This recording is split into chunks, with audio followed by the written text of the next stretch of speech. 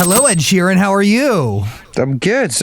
You are the third last interview of the day, which is cool. It's really nice to be speaking to you, man. An honor to be speaking to you, sir. The Zach Sang. We got Dan over here. We got Heather. What's up? And we got to ask, where the hell have you been for the last year?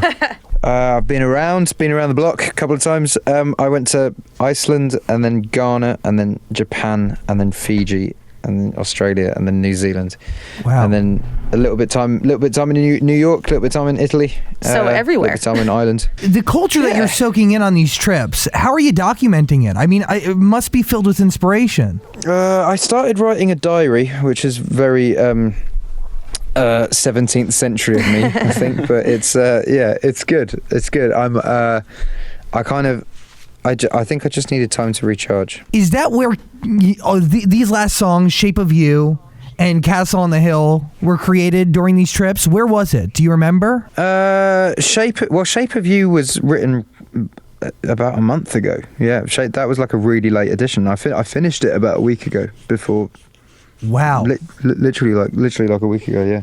So it's a bit of a late edition, but the inspiration behind that, I didn't have any sexually charged songs for the album, and I think that's what was needed. Obviously avoid, because I think, at this point, I mean, sexually charged songs, I don't think they're big in your repertoire, but there's a lot of passion, a lot of, and that I hear in Shape of You. Who was that written about? I mean, what were you thinking about when you were describing the person? I wanted to write an appreciation song for the female form rather than, like the actual shape of but like any shape. So that was instead of writing a song being like you're beautiful or you're this or that, it was like I'm in love with the shape of you rather than I don't know. It made sense in my head and people seem to like it. Castle on the Hill.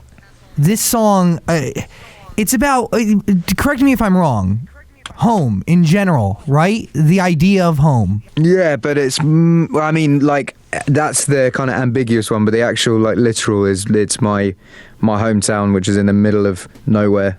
No one ever visits, and I really wanted to write an appreciation song on it because it's beautiful. How often do you think about home? Well, I live there now. I bought a house there, so I thankfully get to spend most of my time there. That's great. That's incredible. I mean, that's awesome. I mean, but it's a lot of traveling, yeah, obviously. Yeah, but it's worth it. It's worth it. I get to wake up and look at a field rather than wake up and look at a building. Do you not enjoy all the fame that comes with the success? Because in Castle on the Hill, it seems like you missed the simpler times. Well, I'm still a pretty simple person anyway, so I think that I'm still living in the simpler times. But no, fame's like.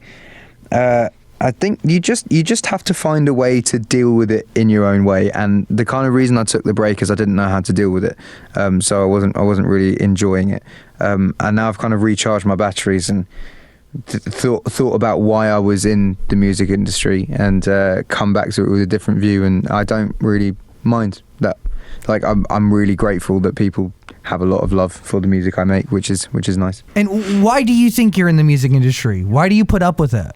To perform, and it took a year of not performing to realise that, because I started getting like pangs of being upset, and I was like, what am I upset about? And I was like, oh yeah, I haven't played a show in a year, and it's that buzz. It's like a drug. It's like a drug. You get addicted to it. That's why Bob Dylan will continually tour, because that's his drug. Can you describe the feeling when you step off a stage after an incredible show, after MSG sold out? Do you know what? The feeling when you step off stage is just kind of like, whatever, like what we're doing next. But that feeling when you step onto stage it's kind of if you were to drink 14 cans of Red Bull, but in a nice, not in a like twitchy, weird, paranoid way, but in a really nice euphoric whoosh sensation that goes. It's just a big hit of adrenaline. Would you ever tour with a full band, or do you not like the full band feel? I don't like it at the moment because I'm young enough and sprightly enough to be able to jump on boxes and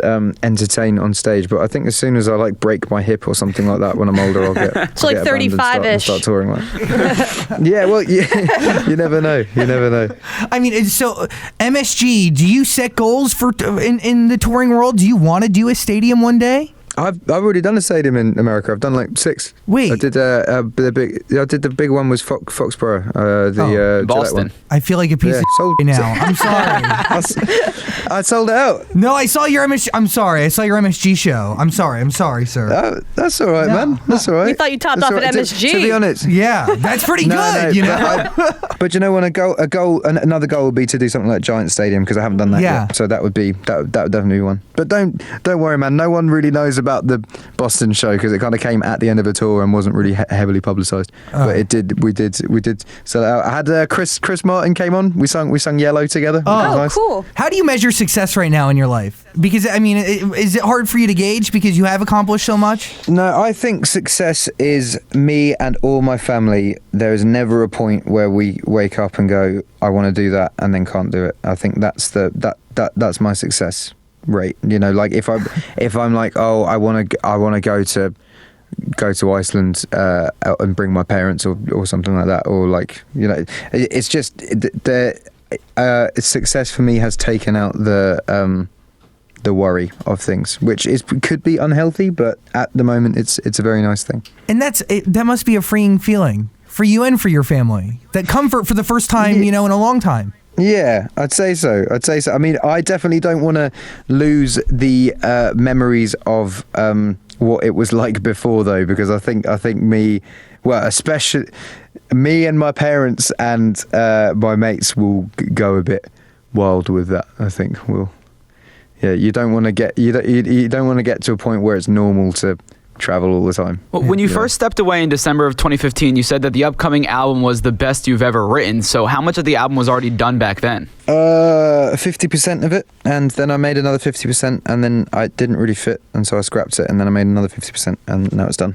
But that at the point of writing that tweet, I had Castle on the Hill was already in the bag, and a few other singles that will be coming out soon. Do you keep lyrics in your diaries, or do you just document stories and then create from there? How does it work for you? No, I'm not really a big writer down of lyrics. I know all the rappers ever go, I don't write my lyrics, man, but like it's really easy just to be in the studio and drop down lines one by one, and that's kind of what I do as well. But it isn't like Jay-Z actually writes the whole rap in his head and then raps it. But like just standing in a booth and putting down a line one by one when it sounds good, like that's kind of normal, I think.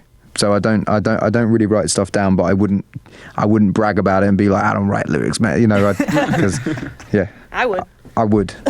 Yeah. Is that what from a music fan perspective, is that a cool thing to get a chance to learn how the other greats create? I mean, you were around incredible musicians always. You must just pick up knowledge and just stories just being around, yeah? I heard a very cool story about Eminem and Kendrick Lamar. Eminem he'd heard that Kendrick Lamar was the best rapper, and he invited him to the studio to get him on a song, and he arrived and Kendrick came with all his mates. And Eminem said, I just want you in the studio, just you on your own. And then my engineer's going to come in and then record you doing it, but your mates aren't allowed in. And then Kendrick did it, wrote a sick verse, and then everyone came in to listen to it. And Eminem said he did it to test Kendrick because he thought he had a ghostwriter, and he then realised that he didn't, and then claimed that he was the best, which is kind of cool, I think. Wow, that's a really cool move. Yeah, that was Rick Rubin, who did my second album, did that Eminem album. He told me that story. That's very cool. Which I thought was a good story. When you get into a studio with somebody, what do you listen to of theirs? Do you just go in with no knowledge? How does it work when you collaborate with somebody? I usually won't step into a studio with someone unless I like their stuff. But yeah, I guess when I'm working with someone, I don't know. I don't know when the last time I did it was. I haven't done it in a while. So yeah. Did you work with any other? Oh, sorry. No. That's it. Were you going to say, did I work with any other artists on this album? Yeah, because I know you're a big fan of hip hop. So did you work with anybody on this upcoming album? I got John Mayer on a guitar solo that's uncredited. Cool. That's quite cool, because I did a really terrible guitar solo in a song, and I was like, I bet John Mayer could do this better. So I emailed him, and he did it a lot better. That's awesome. Ed Sheeran, dude, thank you for taking the time to talk to us. It means a lot. Thank you so much. Nice one. One more question from Dan. I see tons of people online asking what you're going to name your albums when you run out of math symbols. Have you thought about that? Well, I'm not planning to do the math symbol thing for all of them, but yeah, I have thought about that, and I have another 5 lined up that will be after the next. I've got 2 more maths things, and then I've got 5 more different things coming up. Cool. Wow. Ed Sheeran. So at least 5 more albums from Ed Sheeran. Yeah. Awesome. Hey. Was 7. Oh, at least 7 more albums. Oh, all right. Fair enough. Yeah, and then I'm done. You plan on doing this? I mean, so at that point, you're going to be much older. So do you plan on going forever? Or do you have an age in your mind that you want to stop? I think the time in my life where I would like to pause is kids. I would like to see my kids grow up, and then when they get to about sort of like 14, 15, 16, when they don't really want their dad around anymore because he's uncool, that's when I'll start doing it again. Ed Sheeran, thank you, sir, for taking the time. It really means a lot. Thank you. Thank you. Hey, congratulations on an incredible release. And seriously, man, you are one of the greatest storytellers and artists of our generation. And you populate the world with incredible music, and it means a lot. So thank you. Thank you so much, man. That's a really kind thing to say. Thank you. Thanks for taking the time. Thank you.